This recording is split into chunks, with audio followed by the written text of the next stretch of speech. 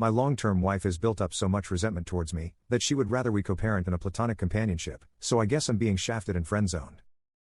My wife, 35 feet, and I, 35 meters, have been married for 15 years and we've been together for 20 years. We have 2 kids, 12 and 14, we absolutely adore and work tirelessly to provide the best possible life for them. For the past 3 years, things have been somewhat bumpy. I understand that our kids are at an age where they require a ton of our attention and resources with school, band, club sports, and other extracurricular activities, and I'm aware of the physical and emotional toll that can have on marriages. However, for these past 3 years, my wife and I have had very little intimacy and we've been trying very hard to work on that aspect of our relationship. This past year has been the most difficult and by far the darkest year in our marriage. We didn't talk very much, we essentially became roommates co-parenting our kids under the same roof. It was very depressing and very demoralizing.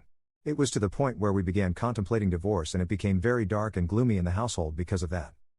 We began seeking help with both individualized therapy and couples therapy and it seems to have helped some. Little by little we started to get along and started to have deeper conversations about what our marriage looks like and what we would love for it to look like. This is where it gets tough. As time passed, my wife started to tell me she no longer was in love with me and that she only saw me as a best friend. That she only loved me in a very platonic way, and this was one of the main reasons she didn't have any desire for intimacy and let alone affection. This was very shocking to me and quite frankly, I was devastated. I was angry and depressed and I couldn't fathom the thought that I was no longer wanted or desired by the person I felt completely in love with.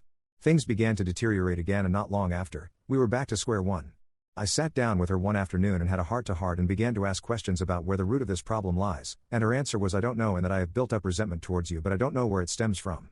As you can imagine, this provides very little to no insight into how to approach this. I'm puzzled, I'm frustrated and I do not know what to do at this point. Currently, we've arrived at a place where she says that she has no intimacy drive and no desire for intimacy or connection. She says that all she wants is simply companionship, which basically means our co-parenting roommate dynamic. I asked her what I could possibly do or what is it about me that is so unattractive or undesirable and her response is always I don't know. She stated that she does love me but it's not the same. That she has been feeling disconnected for years and that our marriage just takes up too much work. Her focus is only the children for now and that my co-parenting contributions are meaningful to her in our home. I'm at a loss and I'm mainly venting about my frustration. It's tough to realize that the person you love has no feelings for you. I feel like at this point I'm only here to contribute financially and as a parent. I feel like what she means with companionship is that she's comfortable with the convenience of having a good father for our kids and my financial contribution to the household. In regard to intimacy and/or intimacy, she basically told me that it's not something she's interested in or wants at this time. She mentioned that the only way to get to a point for any of that is to be intoxicated, which I believe is incredibly awful and very wrong. I told her I do not think forcing herself to have intimacy or be intimate by drinking or smoking is good and I declined to be a part of that, which to my surprise, it upset her and made her more distant. We're both extremely honest and transparent. We've never cheated on each other and we are always free to look through each other's phones, emails, socials, etc. and we hardly ever do. I asked her if there was someone else and she declined. Honestly, I believe her. We then peacefully went through each other's things and as expected, it was clean. We've always been very forward, even with the hard topics, so I don't smell nor feel any foul play or infidelity. Am I wrong for declining to only be intimate or have intimacy when she's intoxicated? I'm firm on my stance of not partaking in this only when I'm high or drunk intimacy because it doesn't sit well with me. I do not know how to help our situation and I'm starting to become a bit anxious and desperate. We're both fairly young and healthy individuals and good looking. We both have good standing careers and are good parents. I'm just not sure how our lives could have driven us to this point. I'd love some outside perspective on this matter and some insight on how to address something like this. It feels so awful to be unwanted and undesired by my own spouse. I hate it. Update 1. Because some commenters discovered this, yes, we did some swinging in the past. That was fun for some time. We mutually decided to stop doing it and we have established it's not the case. When we were swinging, however, our marriage seemed to be in a good place. This is something we did disclose with our couple therapist and made sure to include it to make sure we're not neglecting an obvious potential issue. I will say, I did ask my wife if what she experienced during swinging is something that is affecting her view on our relationship and she said it wasn't. Our swinging experience was always together and it was very intimacy driven. Nothing really emotional or poly. Truth is, I have to believe her at her word. I have no reason to distrust her. To date, she's always been very forward and never afraid of dealing things head on. No matter how painful. I agree that swinging wasn't a solution in the end. Never was meant to be, it was more of discovering or exploring if she felt any different. If that was the case, we agreed we would talk about, and if we arrive at the conclusion that myself is the problem and she has no problem with other men, we would amicably part ways. However, this wasn't the case.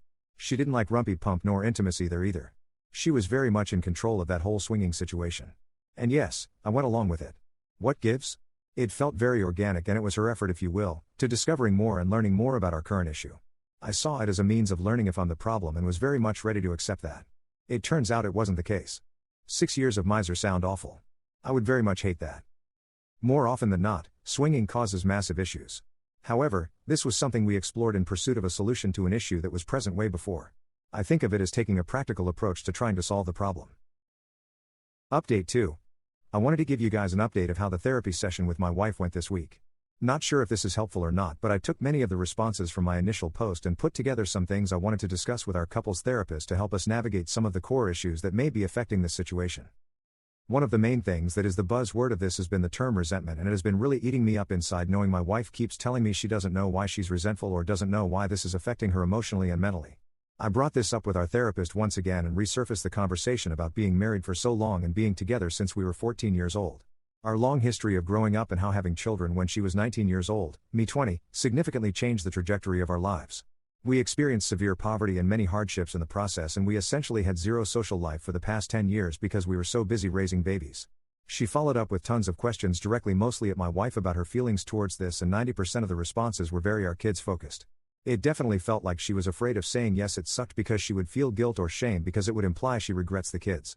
I mentioned this in the session and the therapist encouraged her to look at this outside of the lens of being a mother and to try to view it a bit more selfishly and individually, and it was very eye-opening. My wife mentioned that she was very frustrated with the fact that we did miss out on many things in life. She also was very clear in saying, I do not think I missed out on other partners or dating or partying, but I certainly lost all my friends. This was huge because one of the big pieces that has caused a strain in our lives is how siloed and isolated we've been. I followed up by reminding her that it's important to have good friends and to make time for herself and her friendships. For the past 3+ years, we've had multiple conversations about friends and how it is important to have them in life. Especially when you have similar peers that can help in many areas of life that perhaps we have no experience navigating, and even simply for enjoyment. It has always been something my wife avoids, even though she's always been someone who needs that external stimuli. The main reason for her not investing in friends or even herself has always been the kids. Like I mentioned earlier in this post, 90% of the answers have to relate to the kids to some degree.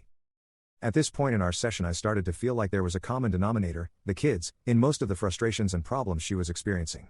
So I simply asked her, do you think you may be upset at me because I'm responsible for these kids in the sense that I got you pregnant so young? I wasn't ready, but she said that she was upset at me for that. She also followed up with the fact that she knows that's unreasonable because it takes two to tango. I did feel like it was progress because it kind of gave us something to work on and help alleviate some of these burdens, so we agreed to invest more time in nurturing good friendships both together and individually. Towards the end of the session, we began to discuss what actionable items we would take from this session. At this point, it was still all very ambiguous and blurry as to what the outcomes were. I was very direct and very forward in asking my wife what her plan is moving forward.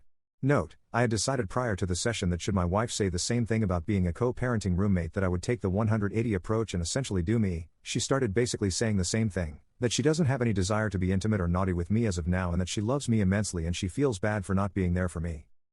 I also brought up the brief swinging that happened, to which for the 50th time said it wasn't a problem. I agree with her on this. This was something that was a mechanical approach for a solution to a problem that was very much in existence when we tried this. We, both, really have no issue with this. We know it happened, we tried it and mutually stopped and turned the page. I also brought up other life events that may cause resentment, and really we ended up not getting anywhere else as far as the root for resentment, which was discouraging. I then basically expressed to my wife that I will not be okay with that arrangement. I told her that I've really done everything I can and that this issue really has reached a point where it has nothing to do with me or require me to do anything that I'm currently not doing. I was very direct and said that I will not be accepting this dynamic and that I need to be with someone who is actively involved in our marriage, works towards resolutions and is very much interested in maintaining an active intimacy and sexual relationship. I expressed how I am not going to be a convenience and that there was more to life than being roommates and co-parents. I made sure she knows I love her dearly and that I do want this to work for the better. I also told her that I'm fully committed to this marriage so long as she is as well, and that if she wasn't, it's okay. However, I will not be a part of something where these efforts are not reciprocated. I told her I have no plans of leaving, and I do not want a divorce. However, I made it clear that if this dynamic continues, that divorce will be the only outcome. Of course, tears were involved and it was a very bleak and sad ending to the session. Still nothing was said and I walked out very discouraged and very determined to start working on the 180 as soon as we left the room. It's painful and very difficult because much of the 180 requires you to be very short and cold and transactional. The saddest part is realizing, this dynamic already is very cold and transactional. Here is where it gets very interesting. I started working on implementing many of the 180 recommendations that same day. I mentioned to my wife that, hey, things are going to be a bit different moving forward.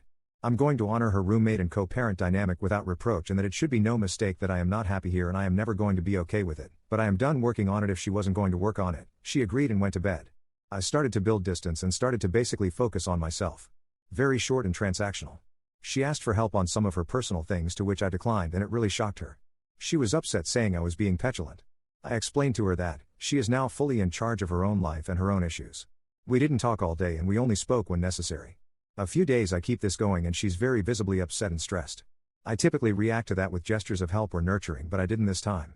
That night she was crying, telling me she's stressed and she thinks something is wrong with me because I'm indifferent. I simply listened. Then I told her that this is the dynamic she proposed and that I'm simply, much like her, taking care of myself and focusing on myself. I'm not going to lie, it has been very hard to be cold and distant because, as I mentioned before, I love her and I wish I could hold her and love on her. However, I know this is somewhat manipulative in a way, just to get her way and still keep me in the friend zone. So I've been staying the course. We're now going on a week of this 180, and let's just say, there have been many changes on her side. I think she is starting to realize there is more to me than just friends and co-parenting. I sent her a text a few days ago essentially itemizing bills and separating the financial responsibilities 50-50, and she lost her crap.